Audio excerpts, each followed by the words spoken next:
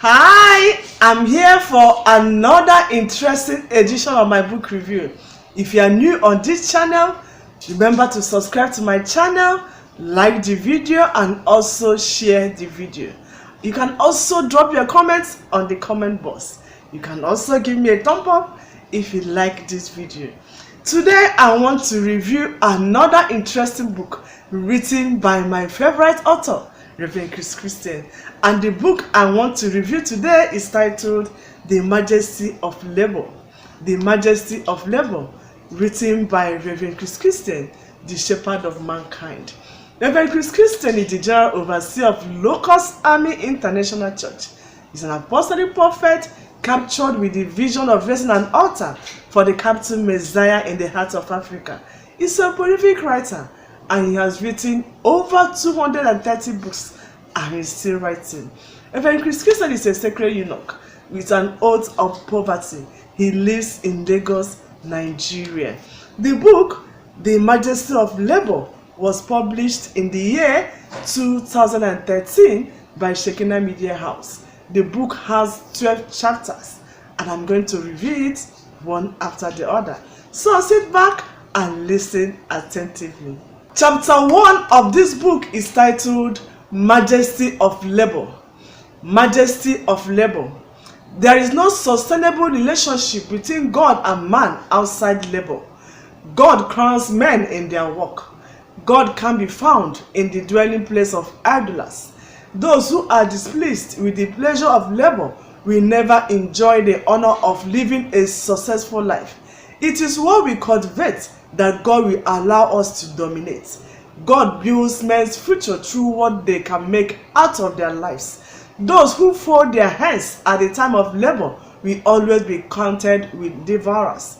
As we spend time to discover who we are, we must also discover the unique work we must invest our lives in.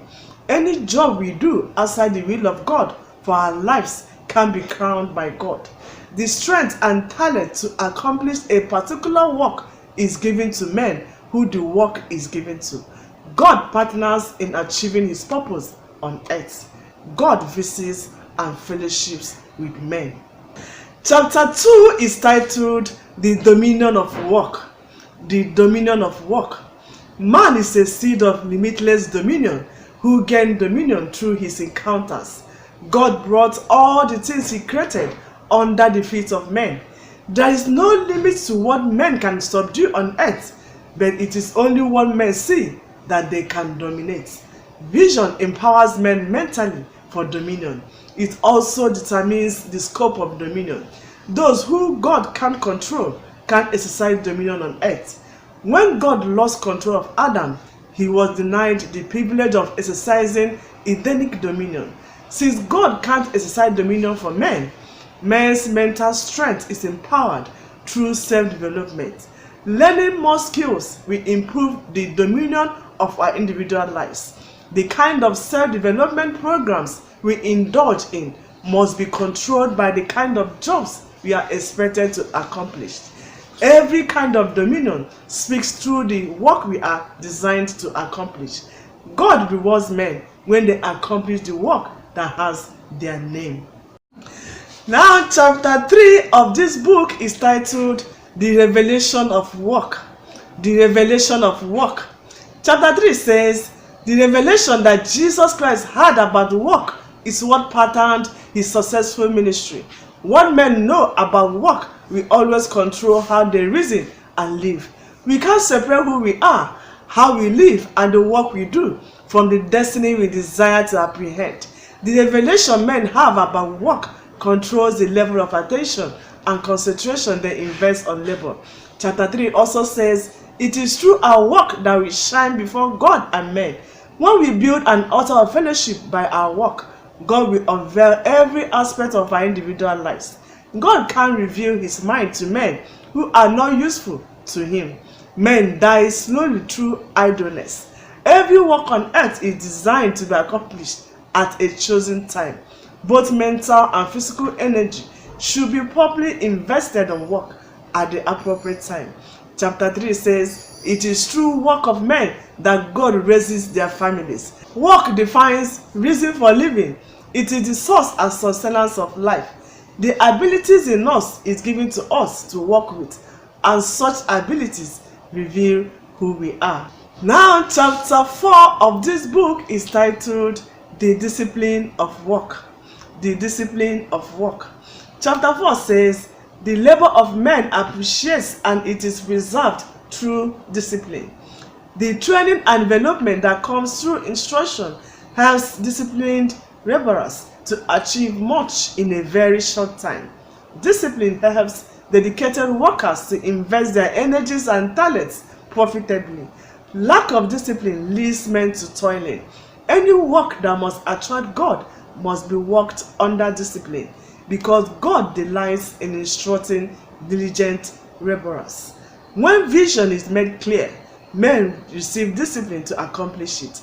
We must grow the consciousness that anybody who is tampering with our work wants to destroy our destiny.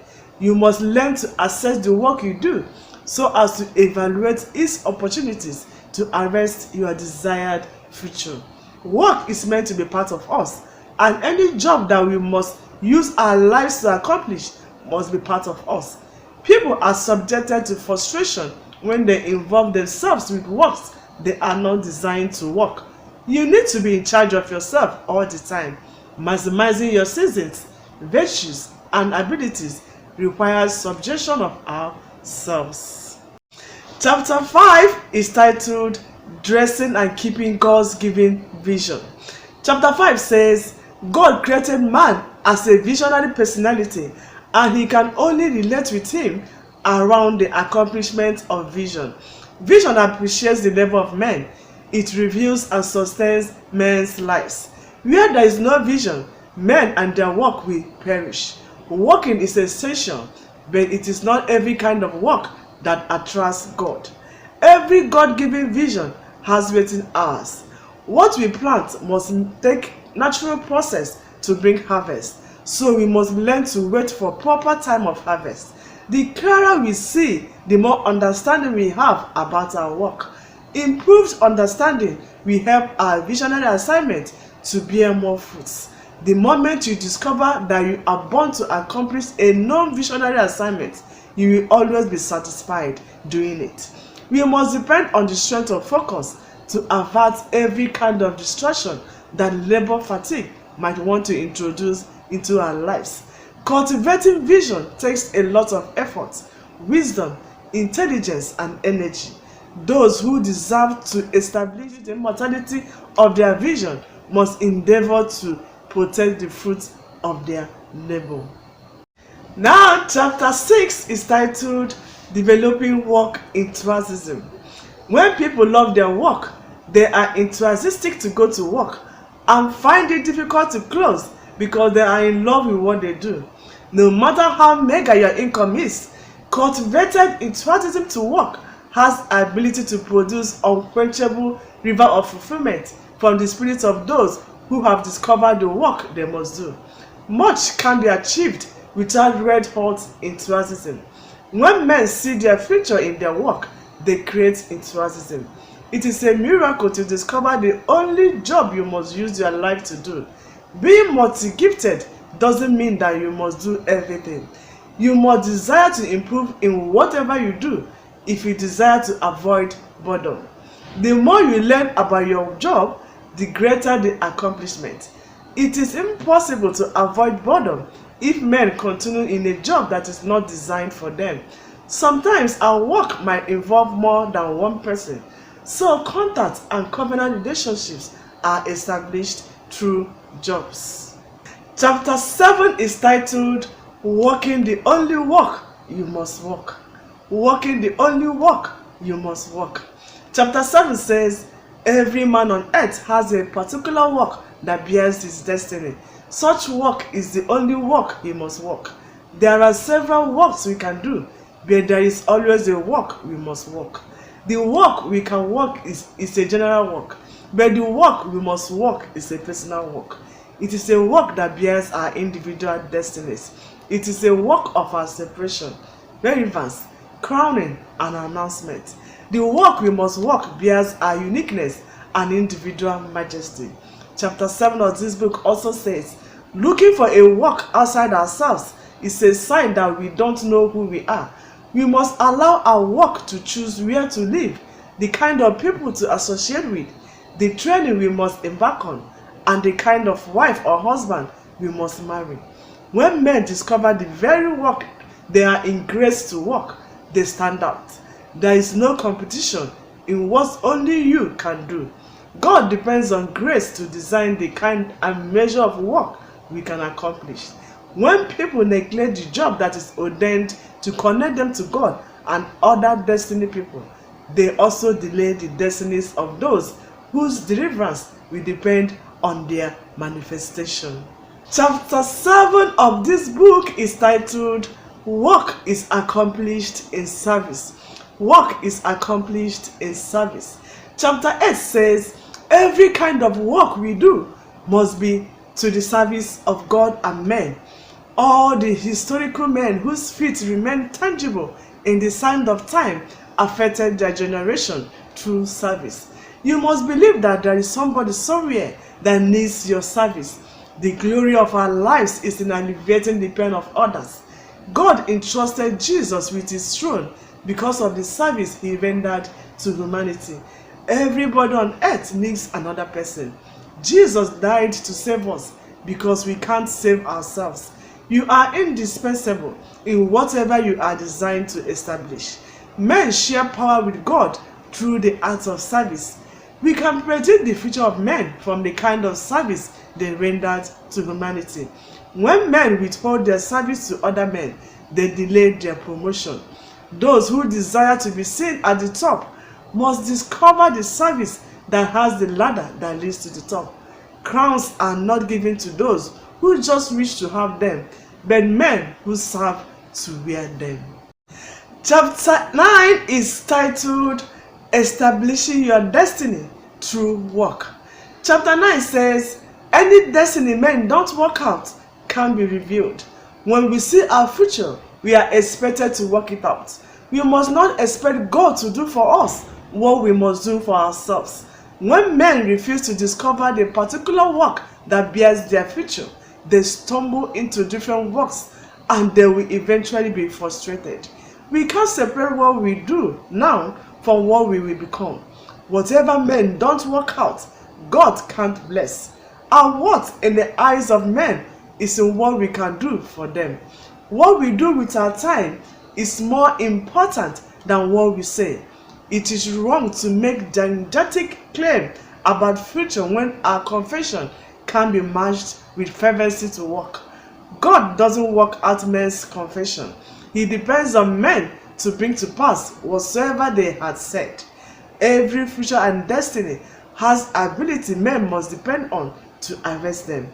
A lot of families, nations, and dominions are far from praise and glory because those who have the key of their destinies folded their hands.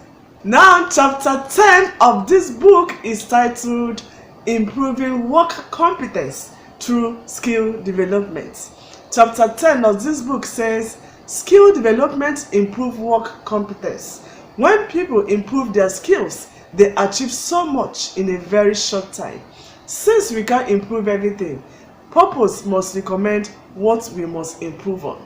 The essence of every seed is to grow into a tree, but any seed that must become a tree must pass through the rigor of development. It is not possible to wear crown of labor without understanding mastering. Mastering reveals individual grace and competence. The unique endowment that bears our future must be discovered and mined. Those who can't see their future in their work will always be discouraged from self-development. We must learn to work intelligently and creatively. God prefers hard-working, imperfect men to lazy and mindless saints. Undermining the only work you do is a way of endangering your life and terrorizing your destiny. The honor that God reserved for us in this season can only be received as we enhance our work competence. Chapter 11 of this book is titled, Revealing the God in You Through Work. Revealing the God in You through work. God created men on earth to work. Therefore, the ambassadorial relevance of men is tied to their work. Anybody who is not working can be part of God. The kind of work men do is determined by the activities of God in their lives. God's glory can only be revealed on earth through his work. When men choose their own work, they deny the God that lives in them. God makes men divine when they enthrone him to accomplish his purposes with their lives. Those who do what they like with their lives are treated as thieves in God's sight. God announces men who do his work. Anybody who refuses to work the work of God will not wear the crown of his glory. Trying to do the work of God without accepting Jesus in us is a religious activity that will not attract any reward. If you reveal the God in you through work, your worth can be estimated in monetary value. People of destiny don't work for money. They work to accomplish their destinies. Finally, chapter 12 of this book is titled The Villainy of Undermining God's Grace. Chapter 12 of this book says, God's grace introduces what God can use a believer to achieve in his life. Grace is given to men to work. To enlarge the purpose of God on earth, we need to mind the grace of God in our individual lives. The ability of men to accomplish anything on earth is interpreted by the measure of grace at work in them. Where God's grace abounds, much is achieved. It is possible for someone to love a particular work that he doesn't have grace to accomplish because of the glory of the work. As individuals, we are uniquely made. God didn't mass produce us. Rather, he designed us individually for his personal and peculiar purpose. It is not what we can achieve that matters to God, but all that he has given us grace to accomplish for him and ourselves. Misery and shame will not be separated from the life of lazy men. Those who desire to be at the top must not toy with the working of God's grace in their lives. This book is a must read. I said it's a must read. You need to get a copy for yourself and read it in between lines, because work is the only reason for living. So you can get a copy of this book at Shekinah Media Bookshop at Locust Army International Headquarters Church, located at Locust Army Bus Stop, Ado Road, Ajah, Lagos, Nigeria. You can call these phone numbers 080-381-38751 or 080-3377-8843 to book your copy. You can also visit www.shekinahmediahouse.com to get the soft copy. You can listen to Reverend Chris Christian live every Tuesday, Friday and Sundays by 12 noon, either through his Facebook page or YouTube channel, both at Reverend Chris Christian. You can also listen to him on the following radio stations: Lagos Station Inspiration FM channel 92.3 every Sunday morning by 6:30 to 7 a.m. Onitsha Station Radio Sapensa channel 95.3 every Friday by 8:15 p.m. and every Sunday by 2 p.m.